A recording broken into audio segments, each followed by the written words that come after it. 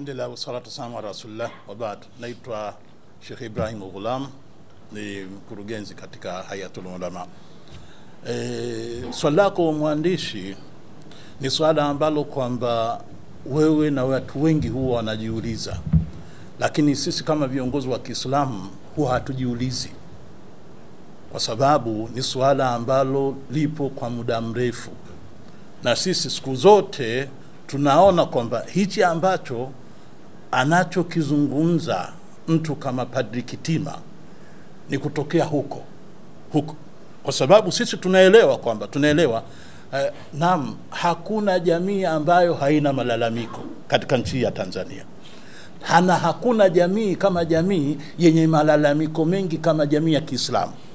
Lakini tulipoona viashiria vya kuvunjika amani, sisi Waislamu pamoja tuna mambo mengi sana.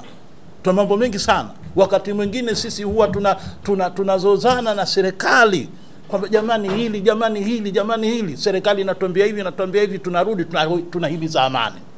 Sasa hawa wenzetu ambao mara nyingi sana huwa kwa namna wanavyofanya, wana watu ambao wapo ndani ya serikali. Hawa watu ambao wapo ndani ya serikali ndio mara nyingi sana huwa wanawapa nguvu hawa kuhakikisha kwamba wanafanya yale wanayotaka, na ndio maana wanapata nguvu ya kufanya chochote, ya kutaka lolote.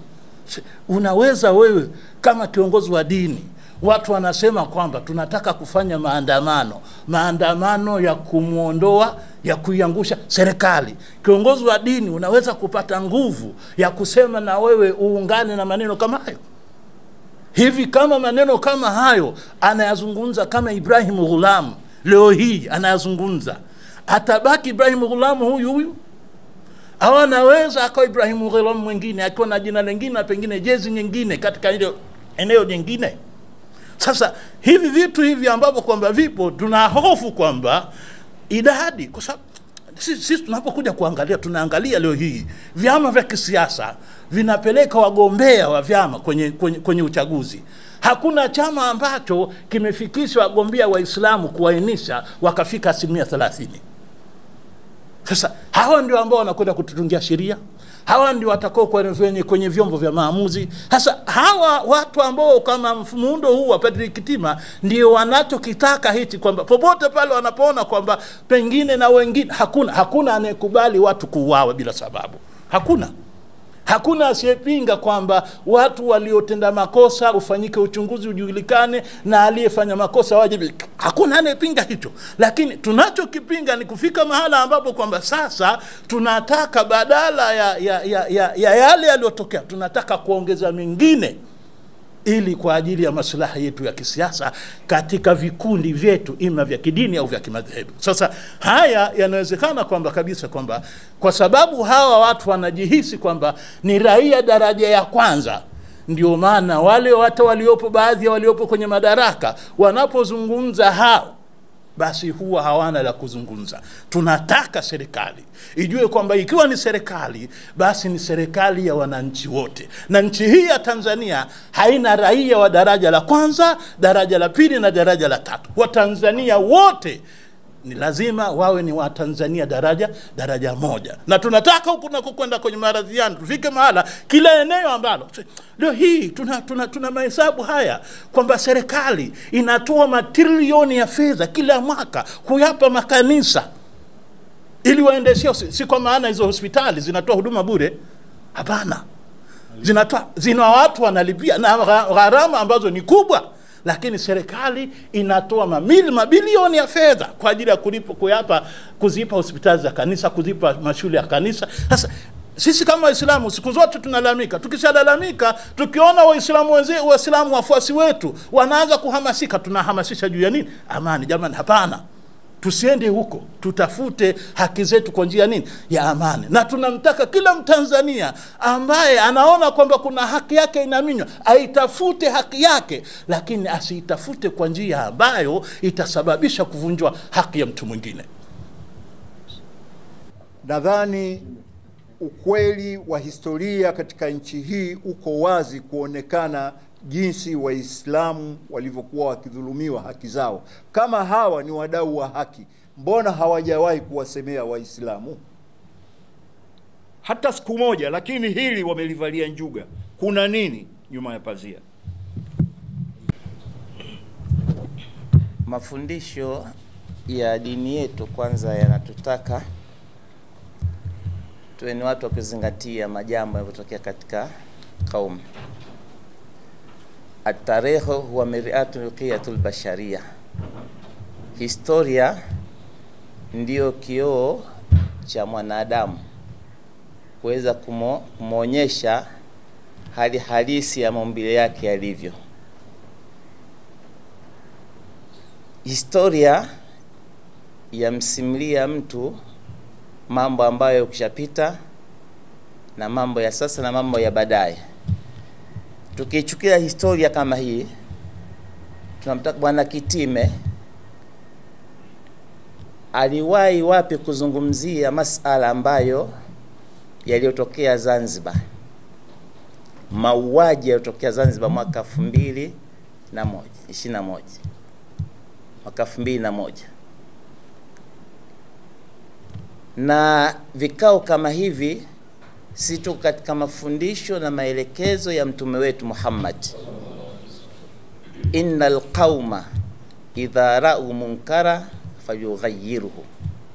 Hakika jamii inapoona ovu, inapotaka kutendeka katika jamii, basi ile ovu inatakiwa hii jamii iliondoshe ovu lile. Mazingira kama haya yanozungumzwa na baadhi ya viongozi wa dini, hasatan kanisa Katoliki. Na huyu Bwana Kitime yeye atoe ushahidi. Tayari hapa kuna mambo ambayo yako wazi. Serikali sio kama imekaa kimya, imekwisha tengeneza tume ya kuweza kufuatilia hayo majambo yaliyotokeza pale. Ni kwa nini wao wanakuwa wanashadidia masala ya uvunjifu wa amani? Al-Islam dinul amni wal istiqrar min kulli nahiya. Uislamu ni dini ya amani na utulivu nyanja zote, kona zote. Nahiyatu siasia, katika upande wa kisiasa Uislamu umekamilika, una mafundisho yake yalokamilika. Wasione utulivu ambao waliokuwa nao Waislamu na baadhi ya Watanzania katika hizi vurugu zao. Na Muislamu katika jambo kama hili akitangaziwa kwamba jambo hili tuingie babani pale mbele kuna pepo, hatobaki Muislamu yoyote nyumbani. Na Bwana Kitime mziki huu hauwezi. Wao hapa ni chuki ya udini. Haswatan toka ameingia madarakani Rais wa Jamhuri ya Muungano wa Tanzania Mama Samia, chuki zilianza kule. Katika hijabu yake walianza kuinyanyasa. Si kama haya hayatugusi katika upande wa kiimani, na atugusa vizuri sana. Bwana Kitime akishughulisha jamii ya Kitanzania katika haya, asije akayuta kwa yale ambayo Waislamu tuamua kujipanga na kuambizana. Tuna mambo mengi kama vile yalishowahi kuzungumzwa Waislamu, tuna haki zetu nyingi, lakini huwa tunasikiliza viongozi wetu kwamba tuyaendee haya mambo katika utaratibu gani. Tuna swala la mahakama ya kadhi, tuna masala ya OIC, na serikali ya CCM ishaingiza katika mwaka 2005 katika ilani yao pale kwamba wako tayari kuyashughulikia yale.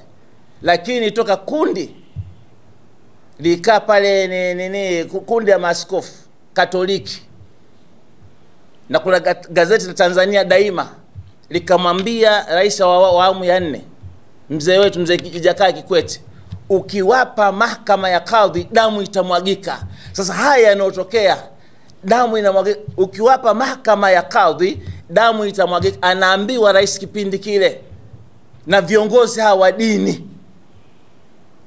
Iwapo kama wangezungumza wa viongozi wa Kiislamu kwamba iwapo nyinyi mnaendelea kuwapa makanisa fedha hizi, damu sasa itamwagika. Hawa wangekuwa vipi?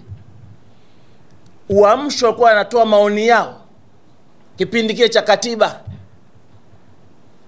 wakakamatwa, wakafunguliwa kesi ya ugaidi, wamekaa miaka 9 kizuizini. Sasa ifike mzee Kitime afike achunguze kauli zake, si maelekezo. Kwa kumalizia, maelekezo ya Allah subhanahu wa ta'ala ambao ni Qur'ani, hudan linnas, ni mwongozo kwa watu wote, awe ni Muislamu asiwe Muislamu, lakini mwongozo wake ni Qur'ani. Inatuambia injaakum fasiqun binabai fatabayanu. Mtu yoyote muovu, Kitime ni muovu kwa serikali ya Tanzania.